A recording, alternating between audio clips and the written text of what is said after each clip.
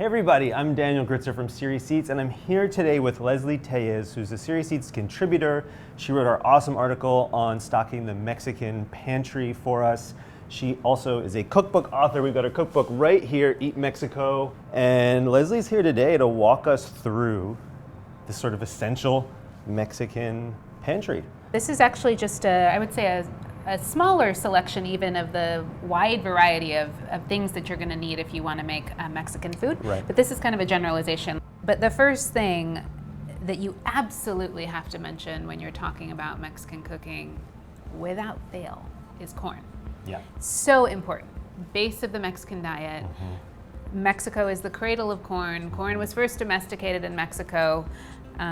It's such a part of the identity and the culture of Mexico, and it's so important in the cuisine. Mm-hmm. So we can't overstate, I think, how important corn is in Mexican cooking. So tortillas, I have corn tortillas here. Corn tortillas are the base of every meal. They're on every table all day. Yeah. They're used in all sorts of ways. Once they get a little bit hard, you can turn them into enchiladas, chilaquiles. You can obviously just eat them just like this from the tortilleria with a taco, with some sort of filling inside. You don't have to put anything inside. You can just pick up a tortilla, put a little salt, and roll it up and eat it. My son likes to bite into the center of the tortilla and make a little mask over his eyes. That's exactly what he does. Yeah, it's really cute. Also, in a lot of cases, the tortilla doesn't just come on the side. The tortilla is the meal in a lot of places in Mexico. This is what you eat. It's so nutritious, and it has so many things that are good for your body that you don't need anything else really besides this and perhaps some beans on the side or something. And that segues into a fascinating thing to talk about with the masa, which is what the tortillas are made from, which is nixtamalization. Yes. My favorite topic, nixtamalization. So what is it? Well, when you're making a corn tortilla, it has 3 ingredients: corn, water, and cal, or an alkaline solution. You cook the corn in the water with this alkaline solution, and that's what nixtamalization is. And that's a key process that's responsible for unlocking all of these nutrients in the corn. It's so important, and it's really responsible for, I think, the indigenous cultures in Mexico being able to survive and thrive for so long, because they were able to eat masa and tortillas and get so many vitamins. We didn't have milk, we didn't have cheese, we didn't have, meat was rather scarce, and so being able to get so much calcium from that alkaline solution, from the cal, and being able to have so many vitamins from the tortilla, it's wonderful. And it actually irks me when people say tortillas are unhealthy, because that's a lie. They are healthy, and they've been a sustenance food for thousands of years in Mexico. So the next thing we have is beans. Beans are one of the key foods in Mexican cooking, one of the original 3 foundations of Mexican cooking. We have black beans here, but really any kind of beans. There's so many different varieties of beans in Mexico. And they're used in all sorts of ways. Most people just have a pot of beans on the stove. You can also grind up the beans in the blender and make a sauce and dredge your tortillas in the sauce, called enfrijoladas, super popular dish. Refried beans, of course. Yeah, beans are super common, and they make up a key component of the Mexican farming system called the milpa, in which corn and beans and squash all grow together at the same time. It's the 3 sisters? Right, the beans grow up the corn stalk, so they use that, and the squash leaves provide the ground cover. To suppress weeds. Yes, exactly. Very cool. They knew what they were talking about. They knew what they were doing. Yeah. So when we were talking about what to present, we were talking about fresh ingredients, ones that are not necessarily shelf stable in the way that spices and dried herbs are. And I said, what are the ones that you just will always have in your fridge, even if there's not a specific recipe in mind? These are the ones that you pointed to. For sure, yes. So we have tomatillos, we have tomatoes, and we have limes. The really important role that they play is adding this brightness and this acidity to a lot of sauces, to salsas. The tomatillo, as you can see, it has this really papery husk. We don't eat the husk. Right, you peel it off. Peel it off. And it has a sort of stickiness to it, but that's okay. But the most common thing, yeah, and they smell good. They smell good, yeah. The most common thing that you're gonna do with these is cook them in, either boil them in water or roast them on a comal, on a griddle, and turn them into a sauce. But in the olden days, I learned in cooking school in Mexico City, they used to use these papery husks as a leavener for tamales, which is really cool, before there was baking powder. Whoa! Yeah! Whoa! Yeah! That's so cool. Yeah. And one other question, because Sure. it's hard to not notice the physical similarity to a tomato. It looks like a green tomato with a shirt. Is it closely related to tomato, or is it more like the husk cherries you get at like? It's in the Cape gooseberry family, so Okay. it's not. Not a tomato. These are the most common tomatoes that you would use in Mexican cooking. Like a plum tomato or a Roma. Roma, they call it a guaje tomato in Mexico City. It's known as a jitomate in central Mexico, so if you go to Mexico City and you start asking for a tomate, they're gonna give you these things. And then obviously we have limes right here. Yes, yes. So limes, super important in Mexican cooking. These two ingredients are native to Mexico. The tomatillo and the regular red tomato are endemic to Mexico. The lime came from Asia, but it's been embraced as a native ingredient. So in Mexico, in central Mexico, you really see a lot more of the tiny, beautiful, aromatic key limes.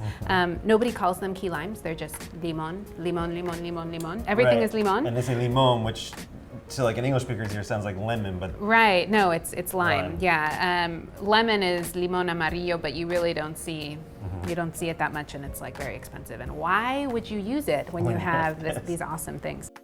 So these are all the things that are going to add another layer of flavor into what you're cooking.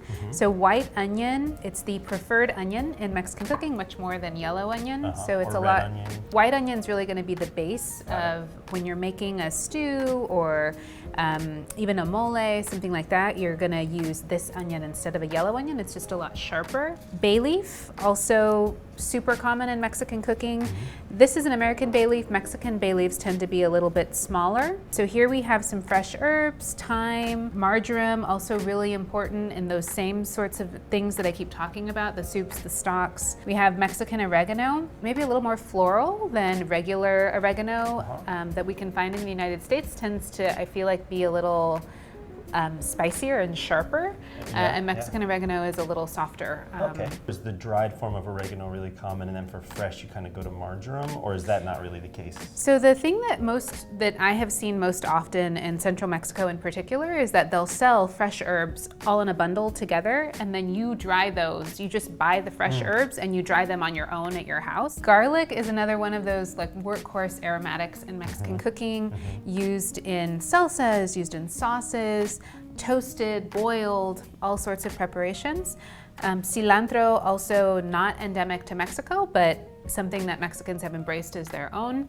And when we had talked earlier about these signature flavors and these things that really make you think of Mexican cooking, 1000% cilantro. So here we have our spices. We have here some of the most common things that you would find. This is allspice, whole allspice, which I love the name in Spanish. It's pimienta gorda, which literally is fat peppercorn. That is Because it is just a little fat, plump peppercorn. It really is. And it's super aromatic, but it's funny, most people may not think, oh, whole allspice, Mexican cooking, that's kind of unusual. But it is used in moles. It's also really common in Yucatán cooking. Cumin is also really popular and common in Mexican cooking. A lot of us, when we've made Mexican dishes at home, we've used ground cumin, whole cumin seed. Very common. This is achiote, so it's a annatto seed. It's really something that you're going to find really typically again in a Yucatecan cooking. When you grind up the achiote and you add other condiments, you add vinegar, you add other spices, it turns into this lovely paste, and it's sold in these blocks in Mexico called recados. So if you're lucky and you're traveling through Mexico and in Yucatán or Quintana Roo, you can buy homemade recados that people have made, and they're delicious. Wow. The next thing we have here is cinnamon, so cinnamon bark. In Mexico, they don't use the cinnamon that we use in the United States. It's true cinnamon that they use in Mexico, which is super aromatic. Again, used in all sorts of preparations, used in moles, sauces, drinks, and you can toast it also. It's often toasted in Mexico. You can toast it on the comal. Oh, on the comal. And you blend it, you can break it apart. But those are, I would say, along with salt, of course, those are kind of the major spices that you're gonna see. Awesome. So these are the most common nuts and seeds that I would say you would find in the Mexican pantry. Peanuts, cacahuate in Spanish, used in all sorts of ways, ground and used as a thickener in sauces, eaten just like this, eaten as a snack. Pumpkin seeds, also super important, native to Mexico. So used to eat just like we're doing now. Toasted, ground, used as a thickener. It has its own sauce, pipian, or a mole verde. This is Ibarra, which is a Mexican brand of chocolate you can find at any supermarket. Mexican chocolate, what separates it from other kinds of chocolate is that it already has the sugar and cinnamon added to it. So, and it comes in these, unlike a chocolate bar we would buy at the store, it usually comes in these round, thick cakes, which is traditionally how it's made in Mexico and how they have been making it for a long time. We obviously eat a lot of chocolate, but I think there's often a disconnect, right? Because it comes in sort of bar form and stuff, but it's in this nuts and seeds group, and it's because the cacao that is ground to make chocolate is a nut and a seed, and it has that earthy quality that we can sort of forget when we're adding all the sugar and things. Well, and if you go to Mexico at any stand that would sell pumpkin seeds and peanuts, you can usually find cacao beans. So you can find the actual beans that you can then buy and take home and toast and break up and use the cacao nibs if you wanted to. So these are things that are, it's kind of a strange combination, vinegar and fat, but they're actually two things that are used really commonly, of course, in Mexican cooking.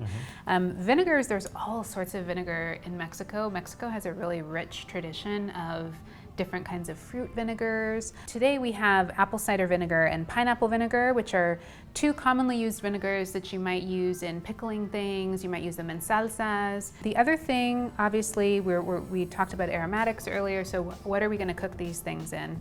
And lard is really, really key in traditional Mexican cooking. Lard came from the Spanish, so the Spanish brought the pigs over to Mexico. There's definitely been a lot more acceptance, of course, of other cooking oils, but lard really is still entrenched in Mexican cooking and really still widely used, and I think it adds a specific flavor, of course, and a richness that you don't get otherwise. Is there anything you're looking for when you're shopping for lard? Because I've seen it come as like bricks in kind of a paper package, and then it comes in tubs.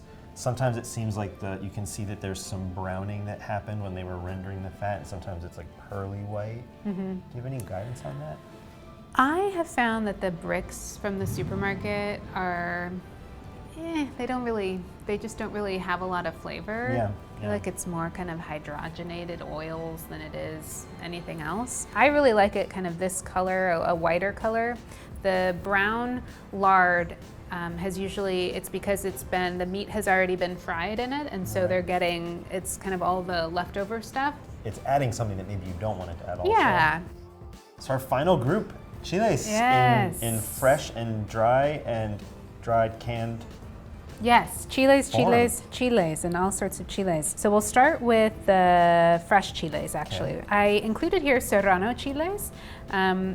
Serrano chiles are going to be hotter than jalapenos, and they're used in all sorts of ways. They're used in salsas, of course. They're eaten raw. They're pickled. You can roast a serrano chile and just serve it on the side with something. I like serranos more than jalapenos, particularly in the United States, because I think their flavor is more consistent. Yeah, it's true. Jalapenos are all over the map here. Yeah, and here I think a serrano is much more consistent. You get that heat that you want, and I think that, don't get me wrong, I love jalapenos also, but I think just kind of the grassiness that you get with a really fresh, yummy serrano, it's just unparalleled. It's so good. So the other chile that is really just evocative for me of Mexico, and if you're looking for those Mexican flavors to have in a lot of different dishes, the poblano chile. If you've never roasted and blistered a poblano, you have to do it. It's just, the smell is so amazing. I just love it. And it pairs really well with cheese and butter and like really rich, creamy things. It's really good. I feel like somebody needs to invent like the poblano white Russian or something with like some sort of cocktail. I don't know. You can work on that. We'll play with that. So those are the 2 fresh chiles that I would say if you are wanting to recreate some Mexican flavors, you should definitely have those in your pantry as far as fresh chiles. For dried chiles, I picked a few different ones here. So the guajillo is this one. It adds this really deep, beautiful red color to things like red enchiladas, any kind of red table salsa that you're making.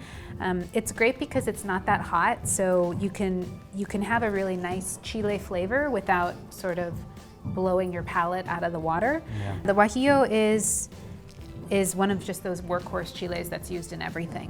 The ancho is actually a poblano, but dried. And then, I know, I can't stop smelling. I know. I think the roof work has started above us. Let's see if you can hear us through this noise. Yes. So the other chile that I included, super popular, is the árbol chile.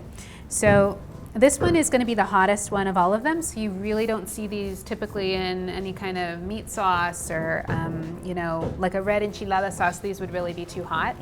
But they're really common in table salsas. And the last chile we put in here is chipotles in adobo, which I think have in the United States anyway, just become so ubiquitous. Yeah. So I like to think of these as like almost like a spice paste, if you will, like a little a nice flavor. You get 2 for the price of 1 because there's the sauce, the pasty sauce, and they're the chiles themselves. Lesley, thank you for coming in and talking us through some of these most important Mexican ingredients. Thank you so much for having me. It was really fun. I love talking about Mexican food as much as I can. So it was really, really great to be able to share some of my passion. So thanks. Yeah, thank you.